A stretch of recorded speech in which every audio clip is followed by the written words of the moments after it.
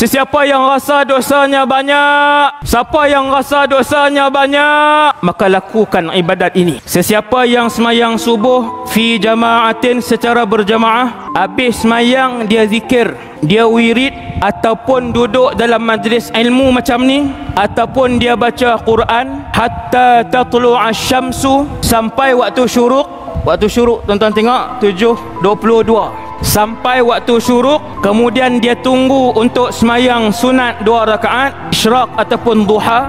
Kanat lahu ajru hajjatin wa umrah. Nabi kata dia mendapat pahala seolah-olah mengerjakan haji dan umrah. Tamatan,